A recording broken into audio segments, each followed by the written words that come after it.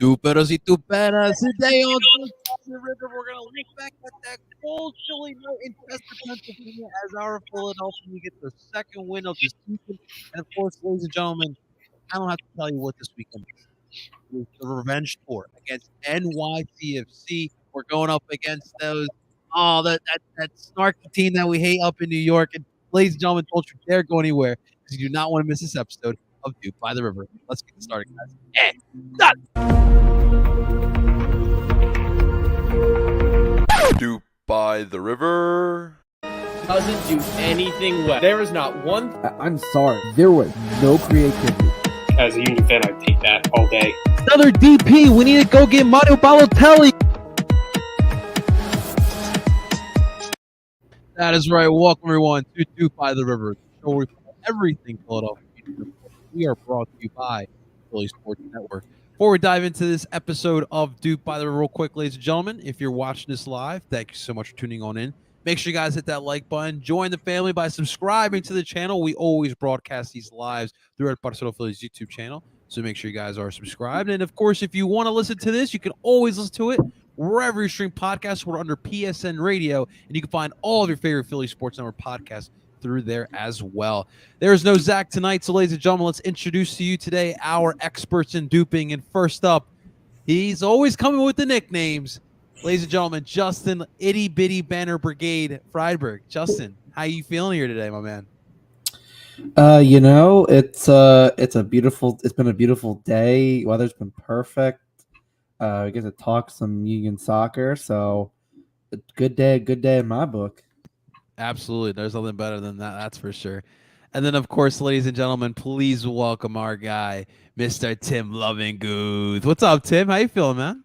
I'm good. I'm back from Florida. I mean, I was back at Hey. the end of last week as well, so I got here just in time for the just awful weather that we had last weekend, which was great. But no, I'm here. I'm ready to talk some Union. Best start in team history. I'm sure we'll get into that in a few minutes, but it's kind of crazy that 2 wins and a draw from the first three is the best start in team history. But hey, we'll get into it. I'm here for it.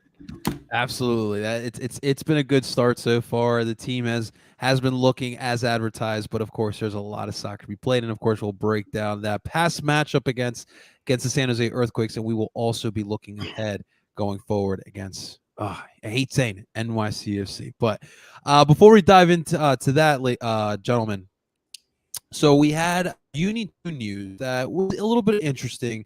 3 new players added on to Union 2. Boubacar Diallo, the 19-year-old Senegalese midfielder. We also had a Colombian.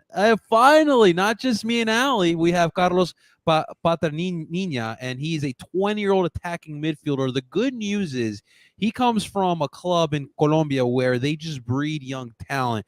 And Envigado FC, they just continue producing young talent after young talent, especially attacking midfielders. Juanfer Quintero and James Rodriguez are notable alums of the Envigado Academy, so that is definitely some good news.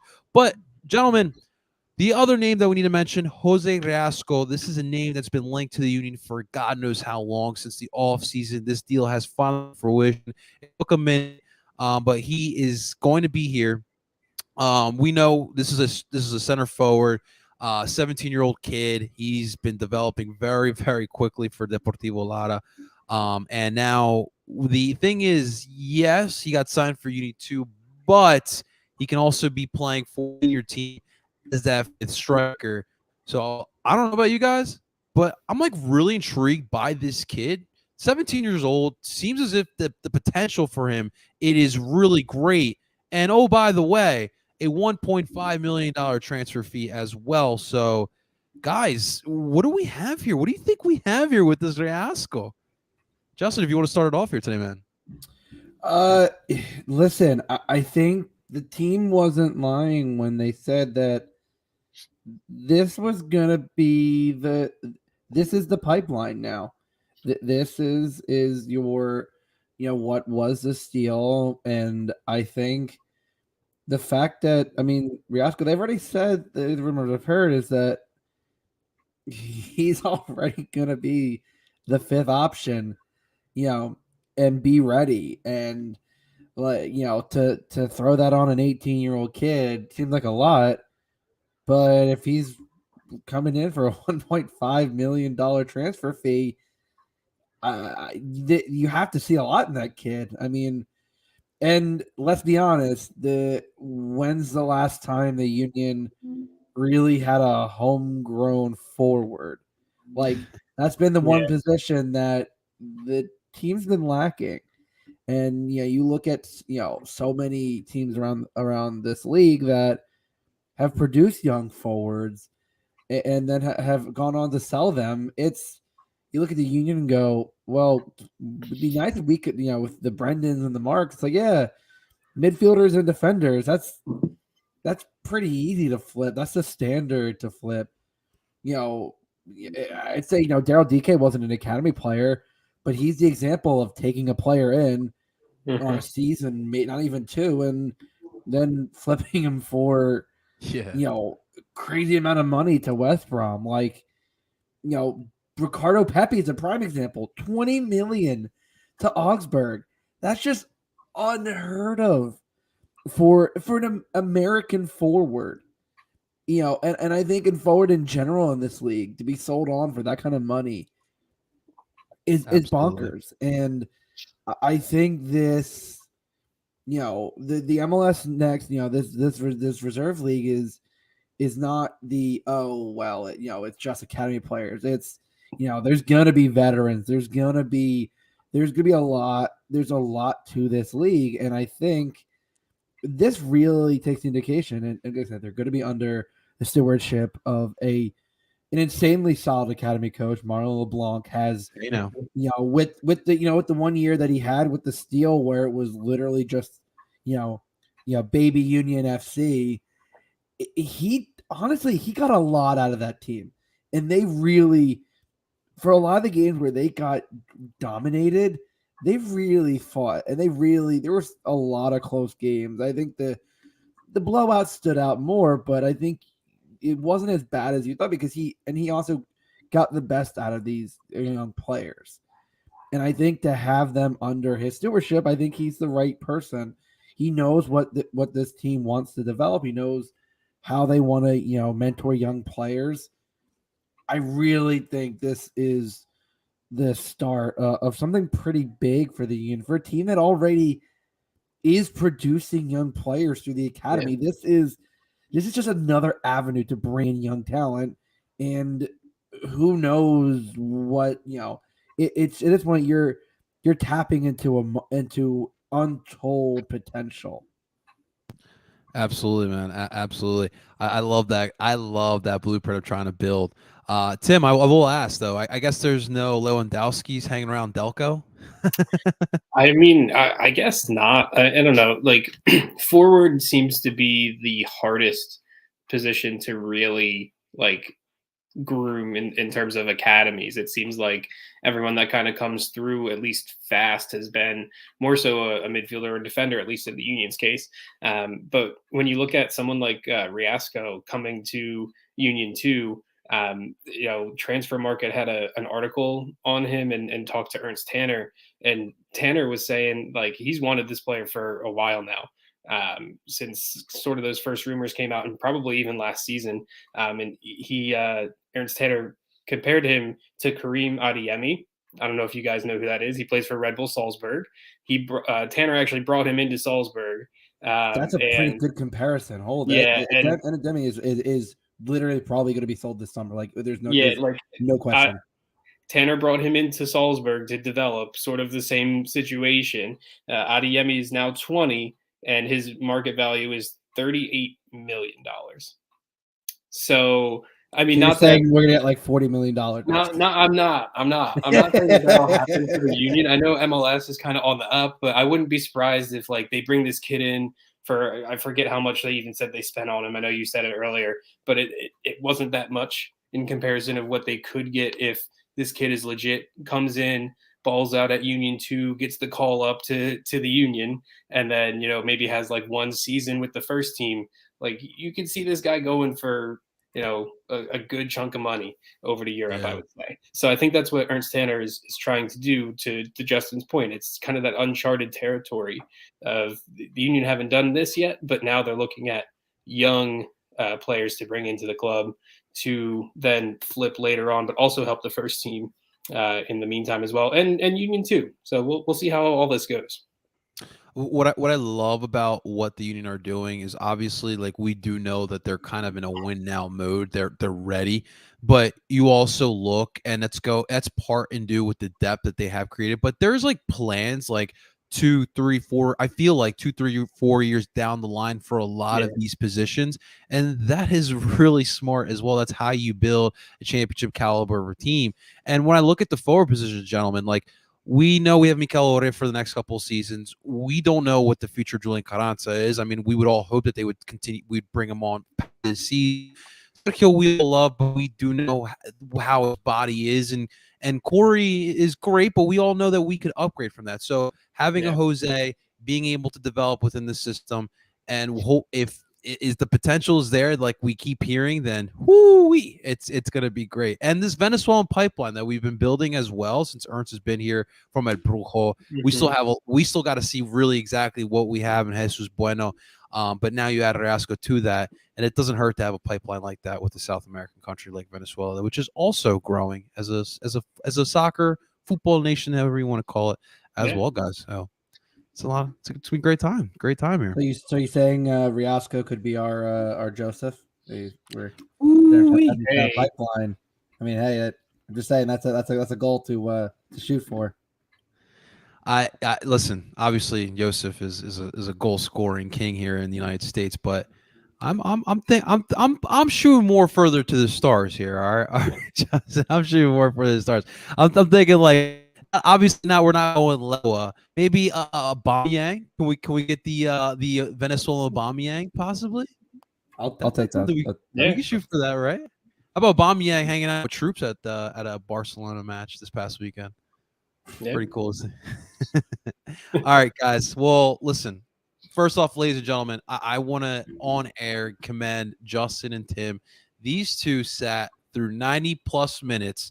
It was like 105 minutes, 8 minutes of injury time in the second half. It was like 3 or 4 minutes in the end of the first half. So listen, hey, round of applause for these two. You guys are the real MVPs from Saturday night. But of course, our Philadelphia Union hosted the San Jose Earthquakes. As Ali said, the Cali guys, the Cali boys were in town. It was a great 2-0 victory against the San Jose side, and we talked about it in the preview. We don't really know exactly what is going on within that dressing room and what the plans are with San Jose, but they were just no match for the Philadelphia Union, who we weren't even at our full strength either. You get the first goal with Sergio Santos, and Tim probably had the biggest smile out of anyone in the stands. Jackson Ewell getting abused not once but twice. First time, Sergio Santos just dribbles past Jackson Ewell. Ewell has nowhere near the speed of Sergio. Sergio finds Corey in the box, buries in the back in that 23 minutes in. We're up 1-0, just like that, ladies and gentlemen. And then in the second half, 58th minute, Jackson Ewell with the handball. It was like just arm out. You're like, you can't the ref's standing right there. He has the best view of it. And it's just like, and he's arguing, and Tim and I are like just standing there, just like doubled over in laughter. Because we both knew, we're like, oh God, it's happening again. It's great. Well, you know what's better than a Jackson Ewell handball in the box? A Daniel Gazdak DOOP, as he nailed that penalty kick with the Paneka. Oh, the Paneka.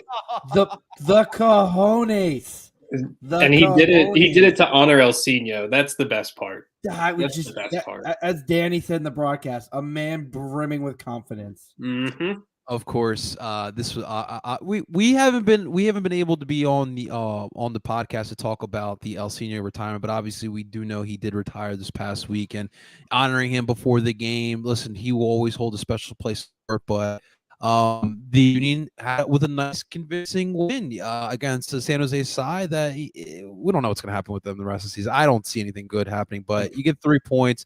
Like Tim alluded to at the beginning, this is the best start in Union history. 2 wins and a draw. They are in the right trajectory here. Gentlemen, let's get the takeaways here. Tim, we'll start off with you, my man. What was the biggest takeaway from you on that cold Saturday night in Chester?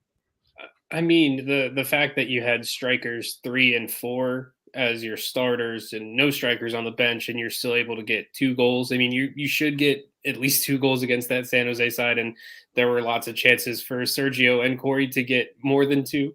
But that's the main takeaway for me, is that you're getting these contributions from strikers that are now bench players, that are being kind of, thrust into starting roles with either, an injury like Ure, even though Jim said that it might not be something that serious, that they just didn't want to try him out on that cold night, which I Yeah. totally get. And then Carranza, who's on the red card. So I think that's the main takeaway from this group, is that they're still able to create 2 goals, and the first one from the actual strikers, being able to run in behind and then get a good tap in and actually put it in the net. And like that was nice to see for a change. Justin, I have to ask you, how surprised were you to see Sergio go for 90 plus? Surprise turned into like worry, and I think it was more you listen with Sergio, you just have to be concerned. And I will say, I think arguably, I think this is one of his finest games as a Union player. I think he was creating havoc the whole game. Mm-hmm. I mean, that goal comes kind of out of a broken play. Yeah. I mean, the ball was put on that direction, and it looked like San Jose had kind of broken it up, and then Sergio just takes it. He dribbles right around Jackson Ewell, and God, at that point, Jackson Ewell would have, he was at that point close to pulling him down. Yeah. It would have been a card, and it could have been a penalty. He was getting closer to the box, and he was still trying to tug at him, and Sergio does the smart thing, and he cuts up the goal line. And yeah, I mean, Corey Rick, that's a tap in. That's a strike goal that any striker is going to want to have, and it was a great setup by Sergio for a bit.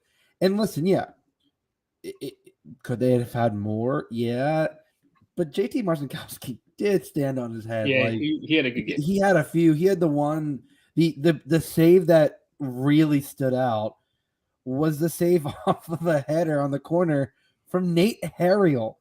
Like, Nate Harriel seems to be great in these aerial duels, and it was boys got hops. You thought it was in the corner of the net, and JT Marcinkowski with the overhand swat, just an unbelievable save. That was a good save, and you kind of felt for him, because despite San Jose having more possession, they really didn't do anything with it. I mean, and I think that's kind of what Tim and I talked about during the game was, the possession stats were, listen, whenever it comes to teams playing the Union, the Union are always outpossessed.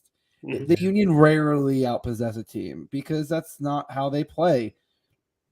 As Danny said, they're not a defensive team, but they have such a good defensive spine that they can absorb a lot of this pressure. But San Jose really didn't even have pressure. Most of their chances were just trying to cross it in, and it was easily handled. Yeah, they would take these shots from way out that no one was going to be scoring, and overall they just looked poor. And I'm sorry, but the best left back in the league, I was waiting for that one. Gidley, I rarely saw him do anything, and I think that's like no one was effective. No one was effective for San Jose, and I think that's kind of what the Union do best, is just, you can have all the ball, but they're just going to say, hey, come at us, try to, and they weren't bunkering, but they were sticking firm, and that selective press has been working great. And honestly, another great game from Daniel Gazdag. I just got to, like, at this point, Gazdag is full of confidence right now. Yeah, he's on 2 goals this season.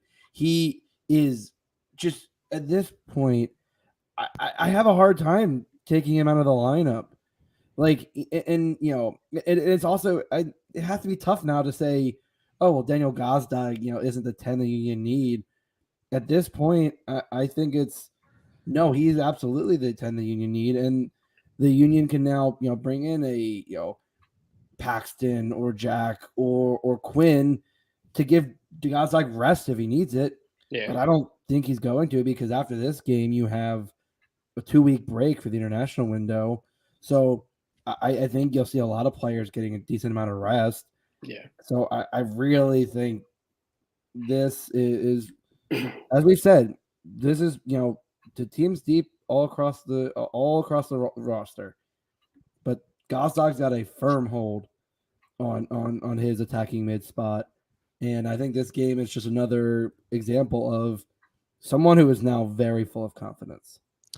Yeah, you bring up great points. I mean, Gazdag really his mark early in the season. You kind of see what it does to a player that's able to have a full off season and already had had that taste of playing with the guys already last year in that short time. For me, when I watched the game, I really felt like San Jose was trying to force Union to attack centrally. And listen, you're not going to be able to do that, and especially with the speed that Corey and Sergio have, San Jose just were not able to keep up with it. And Tim, what's crazy to me is, like you said, like we had our third and fourth options at forwards, yet we still had a lot of opportunities. Yeah. And just imagine you have Ua and Carranza in those roles. Dude, we're putting back 3-4 goals, man. That's how I felt watching that match on Saturday night, man. Yeah, like I agree, and it kind of sucks that Ua was right out, and found out basically an hour before the game, and the Union found out a few hours before the game that he had that little injury there. But yeah, I mean, it's gonna be something to see when we can actually see basically the front three that Jim Curtin wants to play is Ua, Carranza, and Gazdag. Yes, And we haven't seen that at all. We didn't even see it in preseason because we all know Ua couldn't get in the country. So I wouldn't be surprised if we don't see it still until after that little break. I feel like that's kind of the perfect opportunity. We come back, I believe, after the international break, April 2nd at home against Charlotte. Like unleash that front three at Charlotte. Like, do what you can against NYCFC. Like, we still want 3 points against them, especially after what happened last year. But I wouldn't be surprised if Ua is still, sitting out, especially given the field size and the surface there. Like, if he went up to Montreal and then had some issues with his legs, like let's give him some time to get ready, and bring it back in April. What was the concern like at the Rivers End with Ua not being in there? It definitely was a lot more to start. Yeah. And then because we had to wait a while for to get out. So Jim was having his press conference, and at least Tim found out it was able to it was a precautionary holdout, and Tim's right. I don't see Ua hopefully not in the 18 for Saturday, because I think if you give him these additional few weeks with the break and going up against Charlotte on April 2nd, I think that's the most likely to get a solid run, a solid start from Ua. And at this point, and also with the way that with the field conditions, as Tim said, with the narrow, and I don't know if it suits his style. Yeah, just because also it's a weird field. I mean, we all know it's a weird field, but I think it's the best thing is just to take it easy and not rush him, because again, how your forwards are playing, you don't need to rush Ua, and that's a luxury that I don't think you've had in any season so far. Absolutely. So last week we discussed, and you brought it up, Justin, Nathan Harriel, and I told you I needed to see a little bit more. I am thoroughly impressed of what I have seen from Nate, and he had some opportunities where he had to track back, but obviously the kudos being recognized around the league, making it into the 18 of the all MLS 11. That's truly remarkable. He's being recognized there, and yes, for now, he is going to, this is his job. Like, there's no way we go back from Olivier Buys from here. I want to see what he does against some of the good talent in the elites of this league as well. And NYCFC is going to be a good test here this weekend. Yeah. But it was, I was looking forward to him going up against Marcos Lopez, and that really wasn't. It's not what I expected. But I'm glad. I'm happy that Nathan Harriel was able to show out, man. Yeah, Hey, it's Ariel and time. I think as Danny said it best, this is Nate's position now. I think if Jim was that willing to go, you know what, Nate, I mean, honestly, he wouldn't have started him if he wasn't doing well in training. Right. And now you're 2 games into the Nate Harriel experiment, and you've given up 1 goal, and he's created a lot on the attack, and he's tracking back. I think at this point, Bizo's gonna have to show something to warrant thrusting Nate out. I think at this point you can't take Nate out because he's just playing a complete game now. And like I said, the getting forward part, that's from all of the Union fullbacks, that's evident that they can do. Mm-hmm. It's the question of, can they track back? We know Kai can track back. We know Bizo has had trouble. And Nate, as young as he is, it's a legitimate question to ask of, can he track back? And so far through 2 games, I'm seeing that he does have that ability to get back and to know when to go forward. He knows how to time it. And I think having Ali on that side with him is a ideal situation, because think about it. If Ali knows that he doesn't have to make that run forward, and he can just have that give and go and then send Nate up. Yep. I think that saves his legs a little bit, because I think with Bizo, I don't think Ali has that luxury, and I think he has to track up and back, and then that's wearing on him. And these days, he's got to be selective with how he makes those runs. And that partnership, especially in the diamond between that outside midfielder and the fullback, is pretty crucial. In any midfield, if you have a good partnership with that midfielder on your side, if you're the fullback, it's dangerous. It is a very dangerous situation. All of the best teams have that kind of a combination, and it's just unreal to look at and go, wow, this kid is not even 20 years old, and he's already made the bench of an MLS team of the week.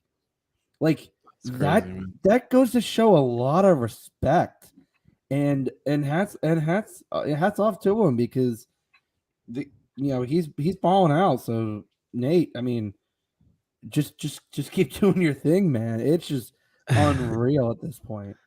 Yeah, pretty much, man. Pretty much. Did you have something to add there, Tim? Yeah, I mean, we were talking about some of his maybe defensive attributes instead, being better than Bizo, I should say. And I mean, take this with a grain of salt, because I pulled this from FOTMob, so we're not really ever sure if these stats are great or not. But it said that he won 9 out of 16 ground duels, which is 56%, which is pretty good for an outside back that might have to scramble backwards when the Union like to push forward. But he won 3 out of 4 aerial duels, because he wins everything in the air, apparently. So it's like wild. So like that's crazy to me. How tall is he? I don't think he's above 6 he's not foot. that tall. I'm trying to now I'm curious. He's 5'10". So that's what he's listed at. He's 2 inches taller than me, and he's winning the but he got hot. So I mean, I think you guys are kind of spot on that this is his spot to lose now. I thought it might come around this time now in the season, like 4 weeks in, I thought would be when he got his chance, but Jim gave it to him week 2. And then we were talking about Ali Bedoya and how good he's looked in the last 2 games. Remember how we said he didn't look that good in game 1, and that partnership with Bizo was probably the reason why, because Ali had to be the one mainly tracking back because Bizo just didn't have the legs to get back and help on defense. So I think you're going to see this partnership for a while now until something happens. And I think Danny brought it up too in the last podcast. I know I wasn't on it, but I think he talked about how this will push Bizo to hopefully get better as well. And maybe we'll see that in training. If he does better than Harriel, then he'll come in and he should show it in the game. But that's what he was talking about. The competition and the depth in this squad is just off the charts right now. Yeah, man. I think both fullbacks played exceptional. I thought Kai Wagner had a really good game. The image I keep thinking is the slide tackle tracking back. That was absolutely beautiful as well. So, you know, we keep talking about how important this position is for the Philadelphia Union, and we have two pretty solid fullbacks right now. And it's the first time in a while where I feel, look, Ray, we knew we had Ray, right? Ray was a defensive stalwart. He obviously was a voice in the dressing room. But the attackability is something that we lacked. And Nate, he's starting to figure out the defensive side, and he's obviously has the speed. He's got the hops as well, Justin. So we're in a good spot, guys. We're in a good spot. And not many weaknesses on this side, guys. Not too many. When at full strength, this is a really tough side to stop. But you guys ready to talk about our next match? Yeah. Yeah. Let's Well, ladies and gentlemen, look, we know how our season ended last year. There is no secrets, right? Still seeing the images of Maxi Morales holding up the Eastern Conference Final Championship in Chester, Pennsylvania, still leaves a bitter taste in my mouth. Well, guys, we're going to get the opportunity this upcoming Saturday to wipe that smile off of NYCFC's face. We're going to go up to Yankee Stadium to face off against those guys. A little 1 o'clock kickoff. We have yet to still win in Yankee Stadium. We've had draws. We have yet to win. So the key here is to get that monkey off our back, get those 3 points in Yankee Stadium before they decide to move to Westchester, New York. I don't know where they're freaking gonna go, but you guys get the picture. But gentlemen, before we get to like actual tactics and what's gonna happen on Saturday, can we please talk about their obviously Justin's name? That banner is not only like a slap in the face to like NYCFC fans, but it's a slap in the face to the cup that we are all here dying to get. Dude, that thing is as big as my MacBook. It's absolutely disgraceful what they did to NYCFC fans. I mean, Tim, come on, like, what are we doing here? Yeah, I remember seeing like the video of it and being like, wait, that's it?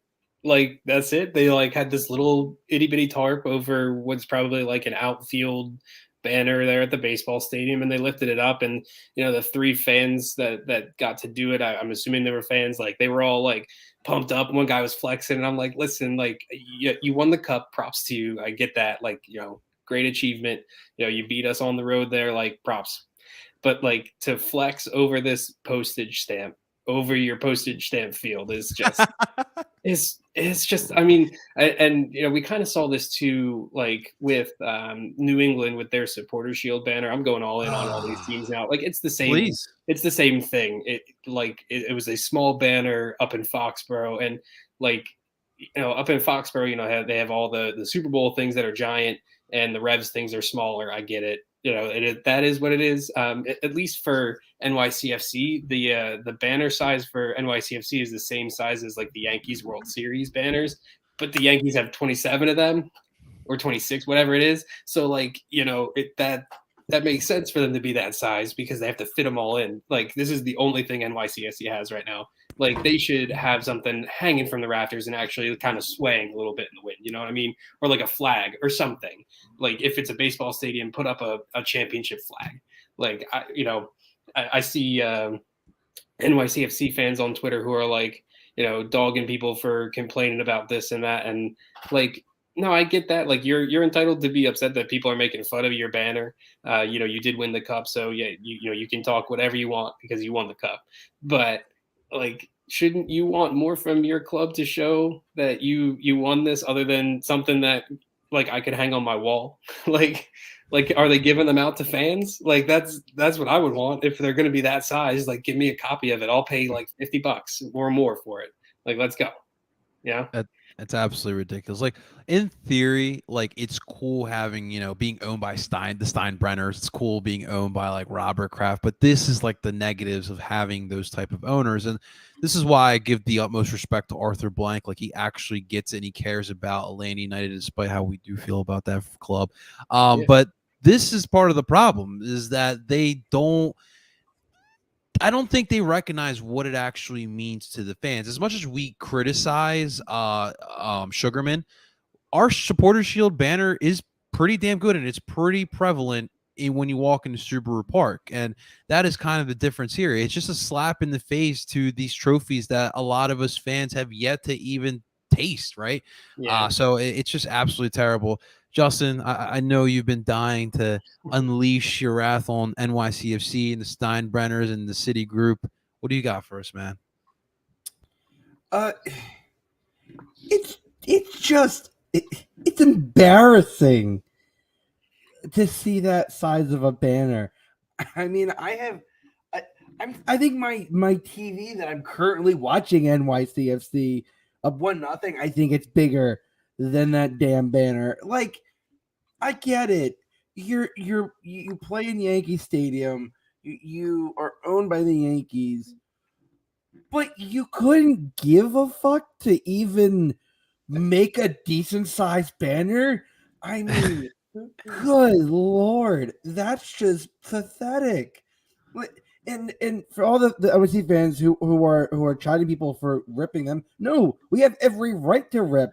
Yeah, you can say, yeah, we won it, and yeah, you did. But we can also say, what the hell is that bullshit banner that you have parading up there? It looks like something that I would use to wipe my car down. Like a dude wipe or hey, there you go. It was made on the back of a dude wipe. There you go. The brand the marketing pays for itself. Like it is pathetic, embarrassing, just general chuckle fuckery. Like I they have so much money between that ownership group. You couldn't pay for a fucking bigger banner? Good Lord. Even Jay Sugarman would pay for a bigger banner, and he did for the supporter shield. Like, to Robert Kraft, to Citigroup, and to the Yankees, get your shit together. If you're being outspent on a banner by fucking Jay Sugarman, all right, you should feel bad about yourselves. Like, it's just embarrassing on so many levels. And I feel for NYCFC fans. They're like, you won the MLS Cup on the road in Portland, in PKs. Like, it was a tough game. You should be proud of that. But apparently, your team doesn't give enough of a shit to honor that win. You would think that they had some general allocation money they could have added onto some sort of. Yeah, where's Don's allocation money? Is that BAM banner allocation money? Just gotta convert how much BAM is needed to make a bigger banner. Seriously, man. I'm not saying you got to have one as big as the Yankees World Series. I understand what World Series means in New York. Yeah, make some sort of an effort. Make it like the thing is that it's really hard to see it no matter where you're at in the stadium. Like you could be like a section or two over from that banner and you really can't see it. Like it looks like it was made at home. Like it looks like they just asked the fan to make it. I even showed Nat, my girlfriend, and I was like, babe, this is literally what they did for NYCFC, and she even was like, that's embarrassing. So yeah, like NYCFC, it is time to do better, but. Look, regardless of any banners and what happened last year, right now for this side, going up on Saturday, 1:00 kickoff here for the Union NYCFC. Gentlemen, I'll be 110% honest with you too. I really, really, really like our chances for a dub on Saturday. Right now, as Justin's watching, they are in CCL in their second leg against Comunicaciones. All right, so they're up 1-0. 1-0, right? And look, all of us were in that boat last year. We know how difficult it is to manage CCL with MLS. It is difficult to keep up with that. Currently, this NYCFC squad only have 4 points on the season: a win, a loss, and a draw. The trifecta there to start off the year. Although that win against Montreal was pretty impressive there. 4-1 victory. I think the conditions had Montreal came off of CCL as well. They played in the Azteca the week before. Yeah, So like that's between the travel and the conditions. Yeah, as someone who- NYCFC's CCL game last week was at home, so they had Where was home this time? I don't know. Rensselaer Actually, Field. yeah, Hartford, Connecticut. yeah. Oh my god!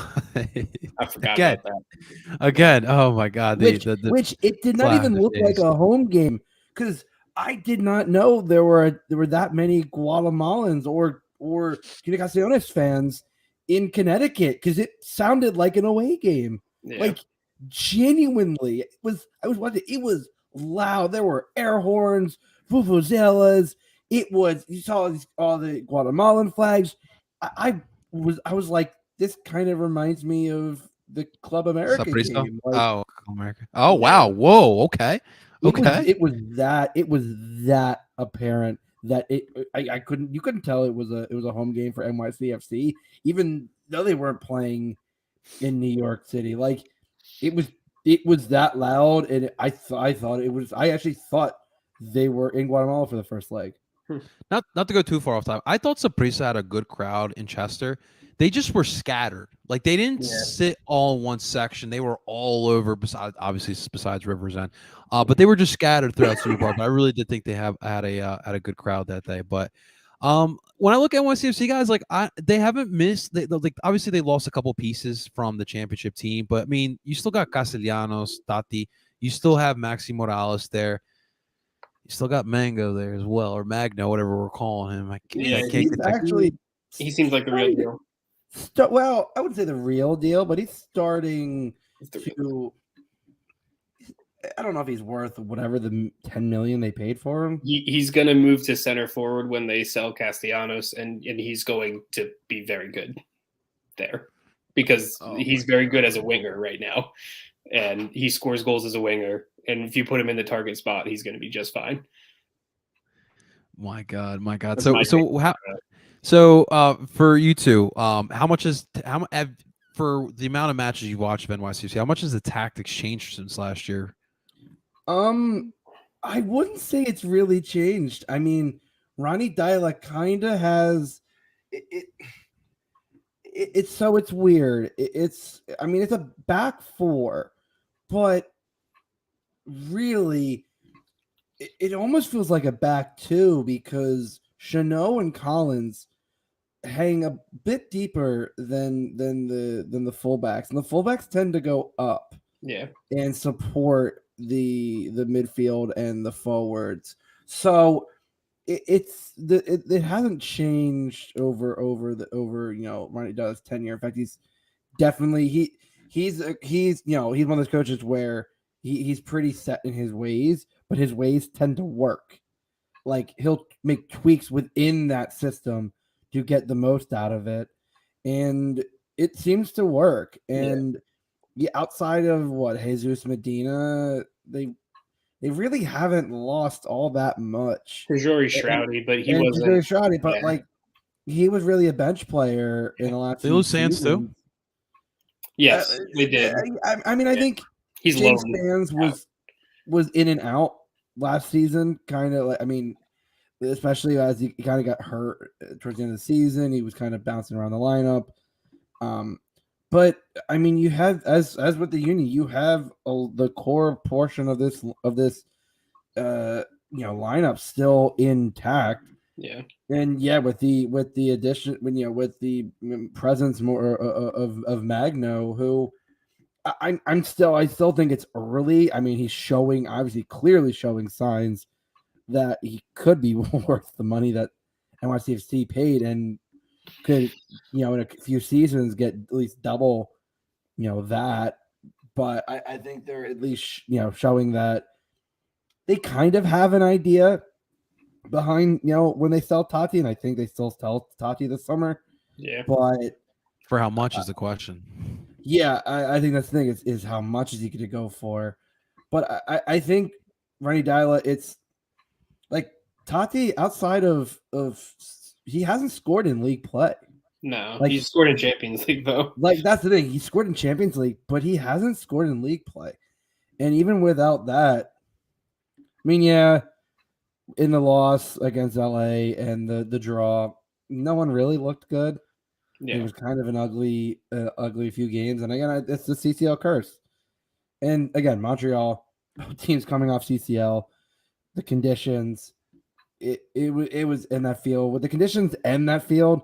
That's just a recipe for disaster. And so it's kind of tough to get a true, idea of whether or not NYCFC is doing well or not this season, because yeah, their CCL play shows you they're dominating, but they haven't really played any, like, they ran over the first team they played 6-0 on aggregate. Mhm. And at this point now they're up, 4-1 on aggregate, and they're kind of cruising. yeah, I think the next round, I mean, most at this point, probably Seattle. They're up 3-0 on Club Leon. yeah. So I think Seattle's a way tougher test. But at this point, it might be advantageous for the Union that they might want to start focusing on CCL. And at this point, that, as Jim said last year, his focus was on CCL, and they made it to the semis, and that was worth the, at the time it was worth it. And they still got the results in the league. I mean, you ended up finishing in second and making it to the Eastern Conference Finals. Right. So focusing on CCL doesn't necessarily mean that you're completely disregarding the league. But I think in this early part of the season, I think it does benefit the Union to have them on such a short notice and this kind of travel. I think it could work in the Union's favor. I do agree, and this is why I'm telling you guys I feel good about Saturday. I really do. Like you have to. I mean, listen. Unfortunately, the way the schedule works, you have to focus on CCL if you want to go far in it. And I think. Scored. Oh, here we go. It's a game. 2 more goals. Yep. Hey now. And could be PKs. After that, And what I will say is I think NYCFC recognized that we are anticipating this matchup. It's going to be tough for them to come out with that same energy, because I know we're going to be coming out guns a-blazing. That's for sure. Anything you wanted to add on there, Tim? I mean, I would just say New York City's league form right now is similar to the Union's last year when we were, in those first 2 legs, or 2, not even legs, but you know what I mean, first 2 matchups Yeah. in CCL to get to the semifinals. So it's kind of mimicking that. And then if you look at NYCFC's lineup, even tonight, I know they usually like to play like a sort of like a 4-2-3-1, but then at times it's sort of just like those outside backs are kind of pushed forward, like Justin was saying. Looks like tonight they might be playing with a back 5, but it's still sort of the same group of players that they've had in there the whole time. They have their starters in tonight, so I'd be surprised if all of them played on Saturday, especially given that it's an early Saturday game. And I know it's against the Union, and they'll be hungry for it because it's the team that they beat to get to the final. The fans, the NYCFC fans, are going to be up for it because they couldn't do their MLS Cup TIFO or whatever because of the weather last week. So they said they're going to do it for Philly, and how fitting that is, and blah blah blah. Makes sense, but for me, this game on Saturday, it could be the chance for the Union to get a win. But at the same time, I would be very, very happy with a draw. Like, that's where I'm at. Nah, come on, Tim. We need the win. We need to rub it in their face. We need to rip that tifo away from the supporter. No, I'm completely kidding. Tim, you know what's the one thing that could beat us? Not NYCFC, but the almighty Yankee Stadium could get us yet again, man. It's rough playing there, brother. It is. Absolutely rough playing there. All right, gentlemen, the lineups here. Do you anticipate any changes, and will we finally see the big 3 up top? No. I think if Jim's smart, he keeps Ua out of the lineup because you have the 2-week break. I think your back 4 stays the same. I think Nate even on this tight field, I think this actually could work to his benefit. Yeah. In terms of getting up. I think your midfield played well, so I don't see why he would change. And your front two, I think I think you get Carranza back. I think he goes right back into the lineup. I think his hold up play and his linking up with Gazdag, I think will be crucial on this narrow field. And then I think Corey Burke retains the spot. And I think the reason why is because while he can also hold up, I think his runs are a lot more direct than Sergio's are. And I think that works well on this field where you kind of have to be direct with your runs because you don't really have as much room out wide. So I think the forwards, you swap out Sergio for Carranza, and maybe Sergio comes off the bench. I mean, at this point, I think benching him is smart because he just did play a full 90. So I would just like to see him maybe come off the bench so that he's not so that in 2 weeks you maybe, again, I'd like to see him consistently as a bench player because your front three realistically is Uwa, Gazdag, and Carranza. But I think being smart and Uwa at least doesn't start. I don't know if he'd be in the 18. I don't know. Like I said, we're not fully aware of how serious. And Jim, I'm sure at Jim's press conference this week, he'll provide an update. Hopefully he just says, he's moving along. He should be ready. But if not, give him the 2 weeks and let him play against Charlotte. So the only changes I see are up top realistically. So you don't think Carranza doesn't even come on in the second half? Or I'm sorry, Uwa. I think it depends on the score, but I also think I think it depends on how he's progressing and how serious this injury was. The quad. Yeah, I think with that field, that field does concern me, just because of the players around where the infield was. The players slip all the time, and I just don't want. I don't want to see Uwa wrist when he could be fully healthy, primed, and ready. Yeah. In a few weeks against Charlotte. Good points. What about you, Tim? Do you feel the same way? I actually do. That was going to be my main switch up was the two up top of Carranza and Burke, and just to go off of what Justin said there, you need three things at Yankee Stadium to be successful in the attack. You need good combination, you need good hold up play, and you need people who are just willing to grind out the more direct runs, sort of like what Justin was saying. And you look at Carranza. He's shown that he has the ability to make the right run and also combine really well with Daniel Gazdag. And I think those two could unlock something here. And then when you look at Corey Burke, he can hold the ball up really well and he's a grinder. Like you can play the ball out wide and he will get to it. Like he might not be faster than the guy he's running against, but he'll find a way to put a body on him and beat him to the ball, that sort of thing.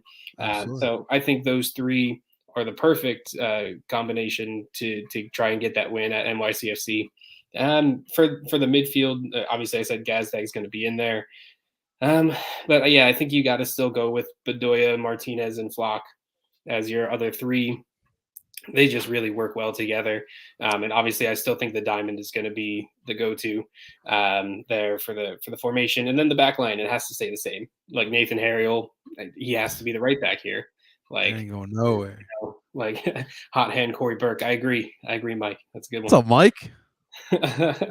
But yeah, the back line has to stay the same. Glesnes and Elliott playing out of their minds. Like they're going to be hungry against NYCFC because they couldn't play in the Eastern Conference Final. Hell yeah. They're going to be up for it. Same with Andre Blake, which we haven't mentioned, but we know he's going to be the starter in goal. So like permanent marker, right, Justin?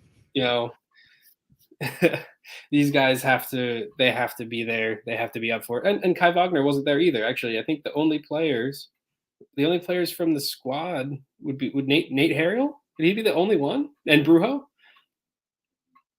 Yeah. Harriel, Brujo. Leon healthy? Was Gazdag was in there, wasn't he? Yes. Wait. I think so. Yeah. Such a weird formation we ran to, like a weird line we ran. Yeah, like I know I remember Nathan Harriel was there because he was playing left back. Yeah, So like left back. They did a solid job too, which is crazy. He did. He had a pretty good game in that one. But yeah, I think that's the lineup you go with. And I think if you're the Union, you feel pretty confident about competing for the 3 points. I don't know if they get it out. I would be fine with a draw. And I think that's always been Jim Curtin's mentality on the road anyways. But we saw what they did in Montreal. They went down a goal and then they found a way to score 2. So maybe something like that happens in NYCFC, and maybe you get lucky with all of the starters for NYCFC playing tonight in Champions League down in Guatemala.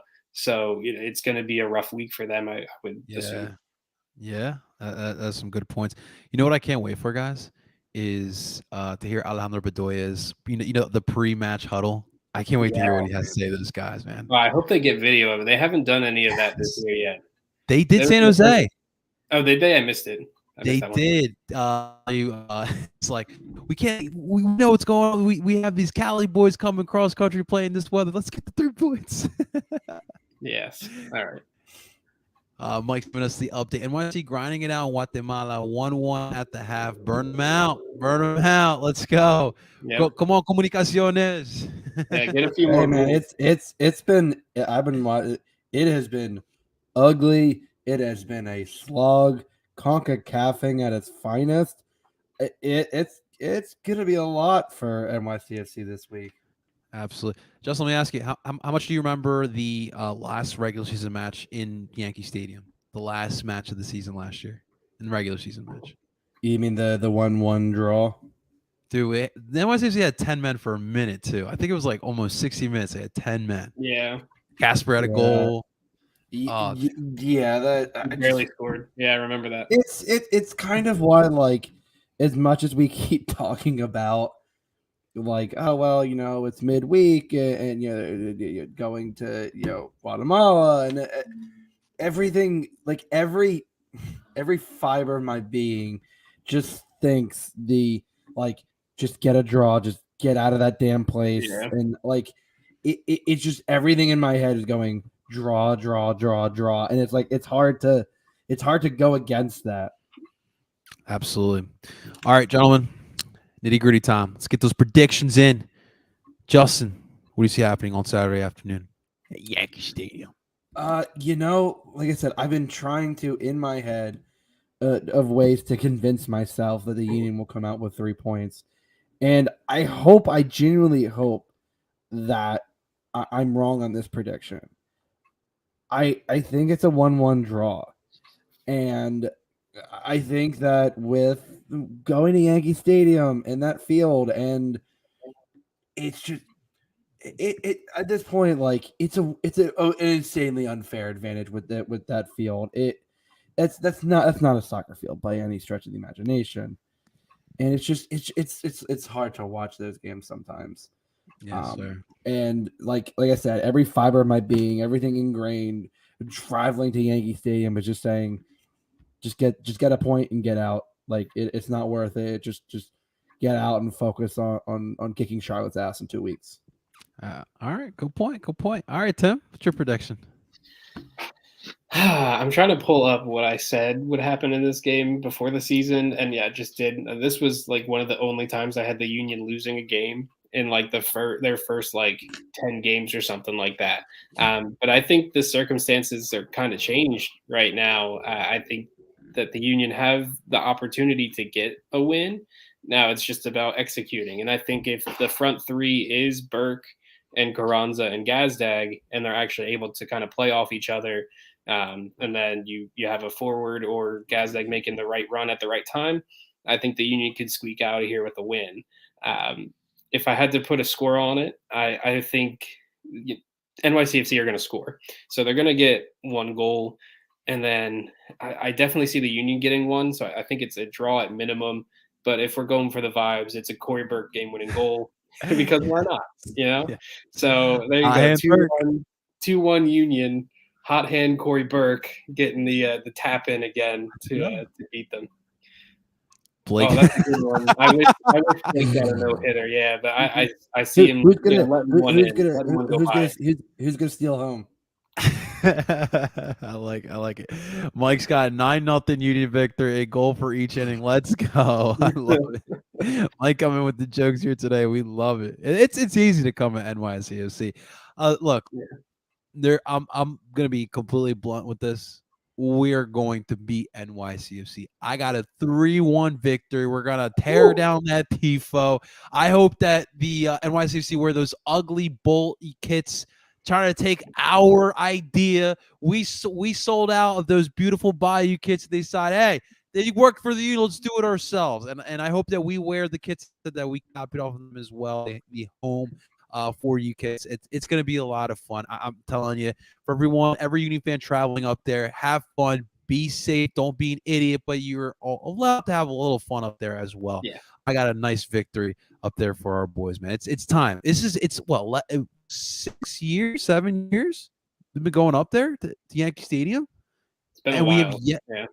we've yet to beat them there. No, it ends tomorrow on Saturday. We get the dub finally. Hopefully, guys. All right, gentlemen. Any last thoughts? Any last words before we sign off here for another episode? Fuck them pigeons. That's all I gotta say. Fuck them. can't Fuck top the that. Bronx. Fuck Yankee Stadium. It's all bullshit. We love it here, except for the cooling. That's the one thing we won't say. Yeah. Lots They're of very pigeons are cool. Rest of fuck y'all. You're cool. Fuck you. You're cool. You're I'm cool. out. Yeah, I'm out. And we take away the 3 points. Amen. Let's get it, guys. All right. Well, ladies and gentlemen, thank you so much for tuning on into another episode of DOOP by the River. It was a fun one, talking some San Jose, talking some NYCFC. Of course, we'll be back at it next week. We'll be recapping this one. But ladies and gentlemen, real quick, thank you so much for tuning on in. Make sure you guys hit the like button, subscribe to El Parcero Phillies YouTube channel. We always broadcast these lives through this YouTube channel. Make sure you guys are subscribed to Philly Sports Network. Also make sure you check out Philly Sports Network. All great articles from Justin, Tim, and of course Steve and Zach as well. But of course, make sure you guys are subscribed to PSN Radios. Never miss out on any of the DOOP by the River or any of the Philly Sports Network podcasts as well. Ladies and gentlemen, that is Justin Itty Bitty Banner Brigade Friedberg. That is Tim Lovinguth. Of course, I am El Parcero Philly. We're telling you guys the DOOP on. Beat the Pigeons! DOOP by the river. Doesn't do anything well. There is not one. I'm sorry. There was no creativity. As a Union fan, I take that all day. Another DP. We need to go get Mario Balotelli.